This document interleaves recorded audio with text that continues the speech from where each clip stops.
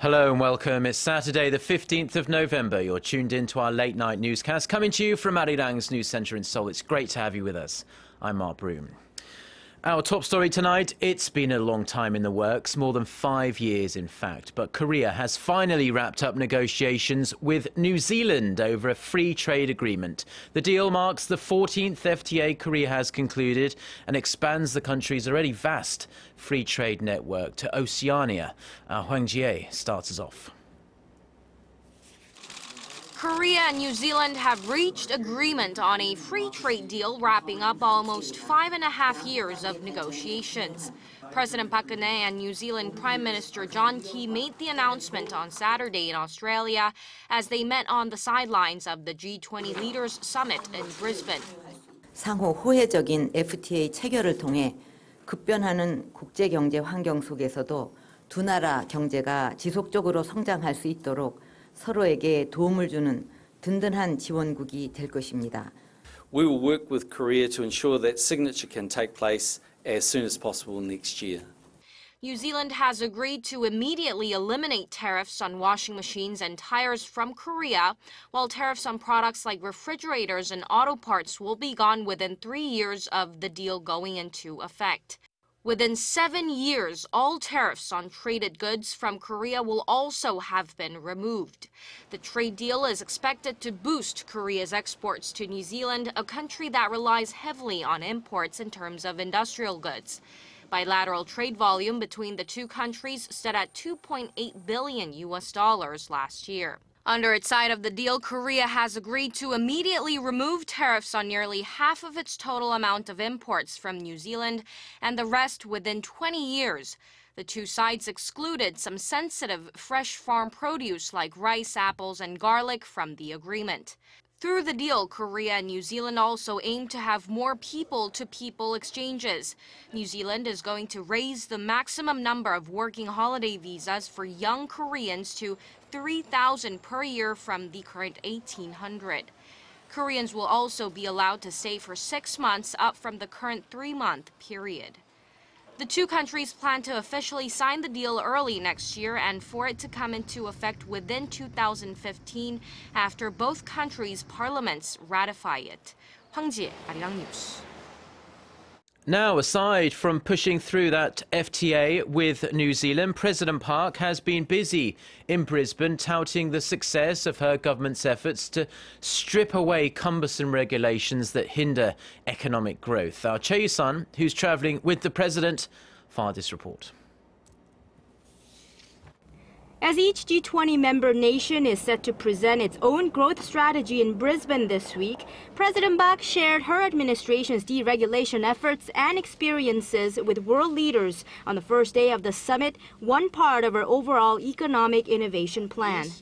The Korean leader talked about a 7-hour ministerial meeting she held in March, during which officials, corporate leaders, and representatives of small and mid-sized businesses debated ways to get rid of regulations that are often outdated and unnecessary. Since then, more than 300 cases of regulatory reform, such as allowing SMEs to operate youth internship programs and simplifying the hiring of foreign workers, were either completed or are currently under parliamentary review.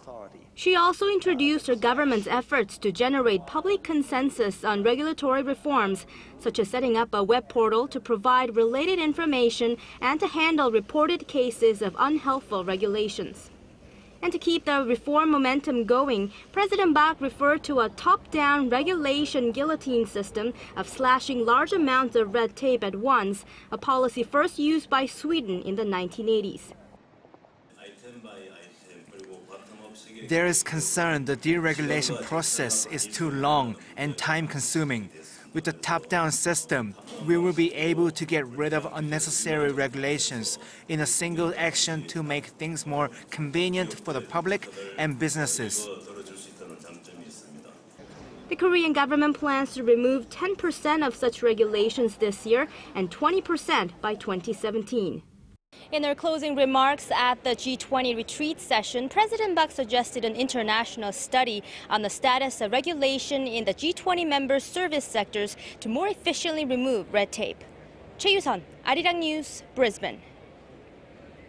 And back here on the Korean Peninsula, North Korea has warned South Korea against firing warning shots across the border, saying such provocations could trigger a war. Reporting a statement from the Korean People's Army, the Korean Central News Agency said earlier today that patrolling the military demarcation line is Pyongyang's legitimate right. Earlier this week, South Korean troops fired 20 warning shots across its border with the North, following verbal warnings to South Korean soldiers in a restricted area. Now, in a separate report, the North's news agency also said Seoul should stop activists flying anti-Pyongyang leaflets across the border. River crossing operations are normally among the most difficult and risky manoeuvres facing an armed force. And to maintain readiness against any eventuality on the Korean Peninsula, the South Korean military recently conducted a drill using floating tank transporters on a river in Korea's Gyeonggi-do province. Our Kim Hyun-bin was there, and he filed this report. Tanks pushed forward into a river near enemy territory. Once on the other side, it secures the area for allies to land. Vessels are backing the forces by transporting key artillery and tanks. They are here to conduct river crossing exercises in Yeoju, Gyeonggi-do province. The exercise is part of the annual 2-week Hoguk defense drill that kicked off on Monday. The Hoguk exercise prepares us for any types of enemy threat and aims to fully complete our military readiness. Vessels are busy transporting pieces of the bridge, while troops are giving it their all, pulling and connecting the pieces together. Every minute is crucial during war, and a minute could determine the ultimate fate of the battle.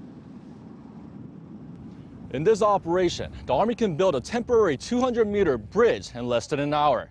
Once constructed, dozens of tanks and heavy artillery can cross this river in a matter of minutes. Korea's Joint Chiefs of Staff Chairman Admiral Geun-hye was at the training ground, supervising the exercise. Che said with North Korea endlessly raising tensions along the military demarcation line and Northern Limit Line, troops needed to enhance their capabilities to promptly respond to any threat from the north. Kim Hyun-bin, Arirang News, Yeoju. The European Union has reworked its proposal to impose a UN resolution on North Korea for its human rights abuses. This after Cuba made moves to try and get the original tone down. International news agency AFP reports the revised text includes a provision that welcomed Pyongyang's offer of cooperation with the UN Human Rights Commissioner and its invitation to visit the UN Special Rapporteur. It, however, still calls on the Security Council to consider referring the North Korean leadership to the International Criminal Court for crimes against humanity. The resolution will be voted upon in the so-called Third Committee on Tuesday before going to the full UN General Assembly in December.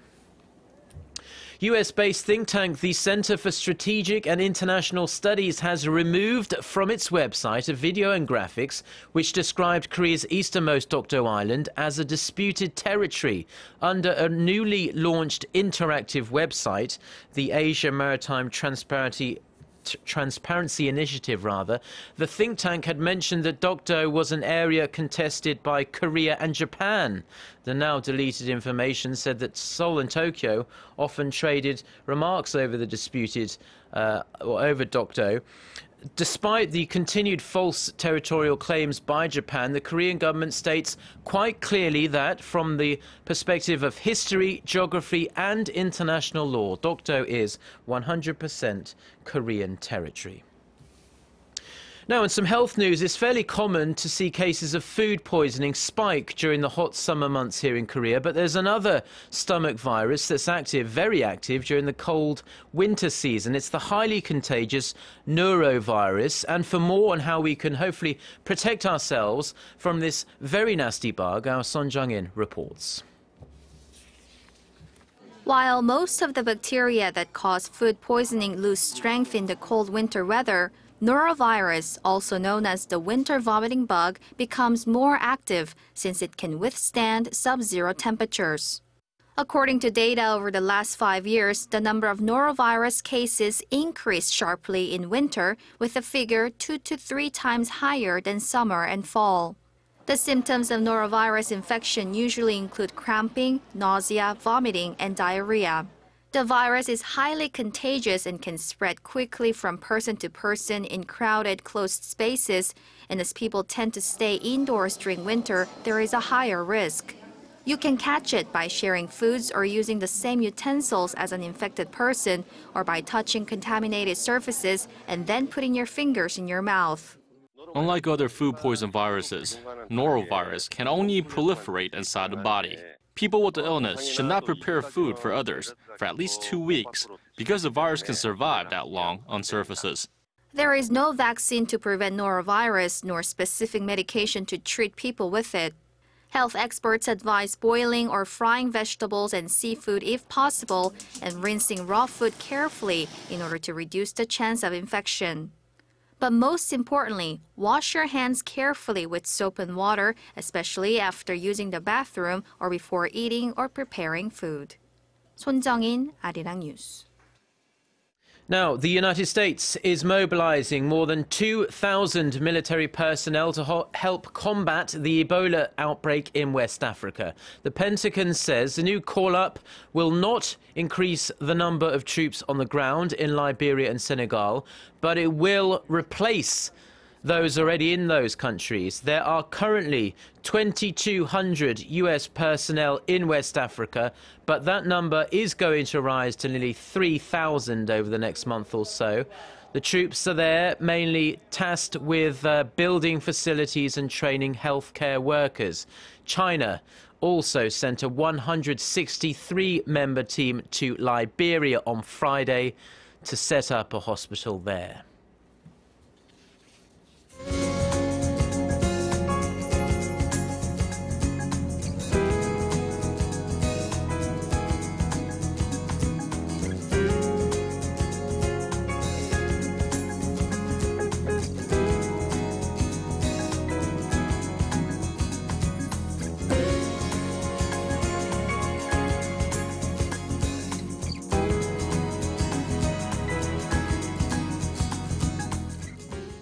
Well, that's all we have for you at this hour. For more of the latest stories, don't forget to go online and check out our website, arirang.co.kr/news. Do enjoy the rest of your weekend. Goodbye.